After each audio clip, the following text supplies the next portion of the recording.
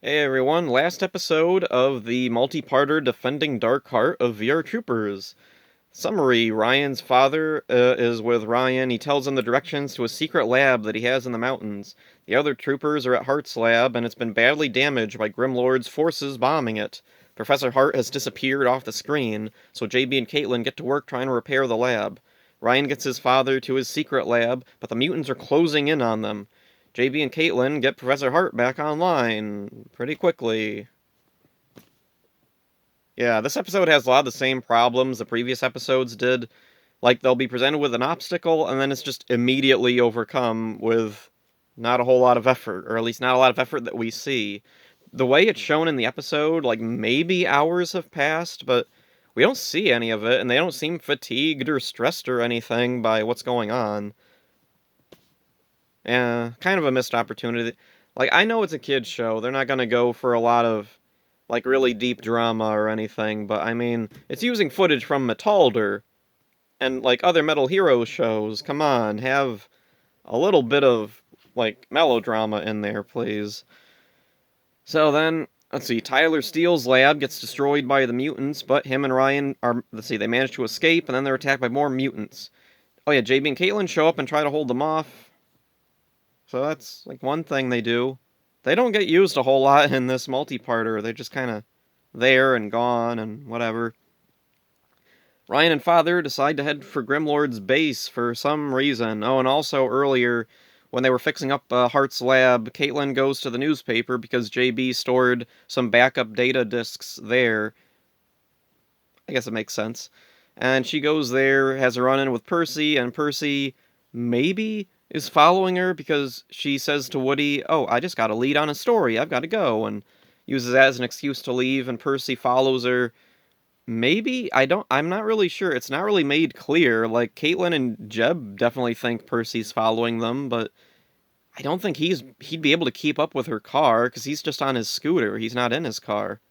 Anyway, Jeb goes to distract Percy and leads him to Grimlord's base entrance where Ryan and his father just went in. Why? I don't know. Was this a coincidence? I don't know. Is Percy gonna have some kind of interaction with Grimlord's monsters? Is he gonna have a run-in with Ryan and his father? No. He gets lost in some hallways. Jeb leads him right back out. Why is Percy even in this episode? Why is Jeb in this episode? I don't know. Moving on. Let's see. Ryan and his father find Grimlord, who attacks them with robot tentacles, and this is a big deal. It's really cool to have this like one-on-one confrontation with the main villain of the show. Unfortunately, Grimlord, yeah, he just sits there. I don't even need to stand to defeat you. Huh. Was that what Super Megaforce was referencing? Grimlord? Or, well, Gokaiger? Actually, no, this is actually kind of a common thing in Japanese tokusatsu shows. I've seen a couple of shows where the main villain, he doesn't stand to fight the good guys. He like sits down. He never like gets up or anything. He just sits there, shoots lasers out of his hand. Maybe there was some influence from the Emperor from Star Wars. Like he just sits in the thing and zaps Luke with his hands. Or no, he does stand up. Okay, moving on. Um, let's see.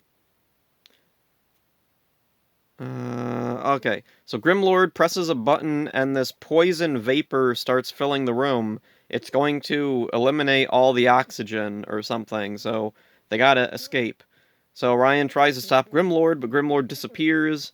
Ryan and his father fight their way out of the base, and then they battle more minions outside.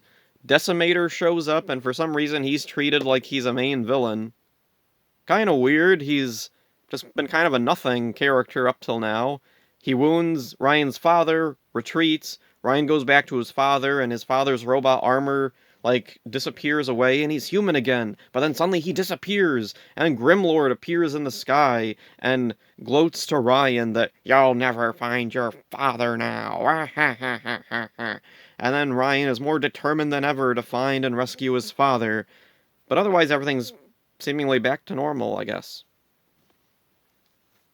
So this is a decent conclusion to the four-parter. Ryan's father is lost once again, but now Ryan knows for sure that he's out there somewhere. And yeah, the biggest problem with this episode is a lot of the problems the previous episodes had, the obstacles that are just immediately overcome, continuity problems, and a lot of stuff that just happens for no reason. Percy's the biggest thing that sticks out here.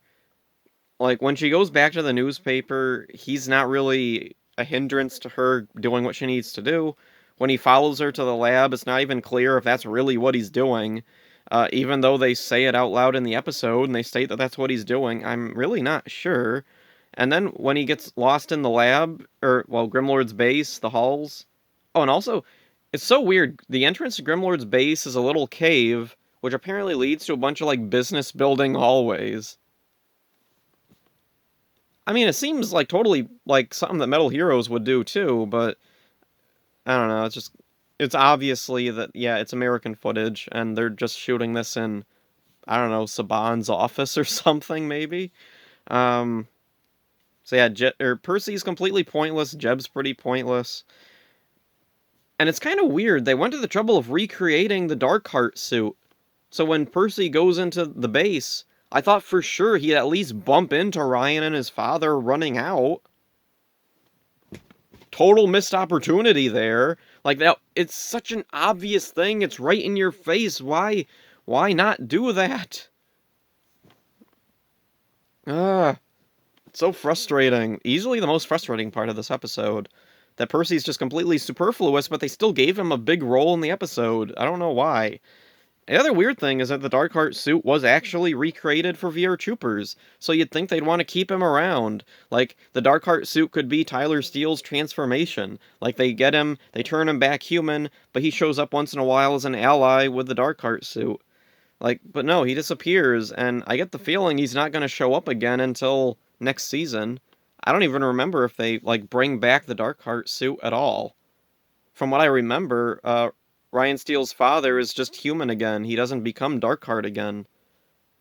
Oh yeah, and that's something really strange. Remember that fake out where Ryan goes to rescue who he thinks is his father, even though it's obvious to us it's not his father because his father had like battle damage for a while. So there's like a double of Darkheart. For some reason, Caitlin knows about him and like acts like he's a threat. Like at the end of the episode, the troopers are talking to Ryan, saying, "We'll get your father back." And Caitlin brings up, "Remember that double of Darkheart is still out there." Does it matter? Does that matter at all? I don't know. Whatever. So anyway, the placement of this episode is weird too. Like there's over 10 episodes before the end of the first season, and this is right here. This feels like it should be the finale of the first season. There's a line where let's see, when Ryan and his father escape Grimlord's base, they're talking about there were bombs that destroyed the base. I get the feeling it's going to be right back to normal next episode.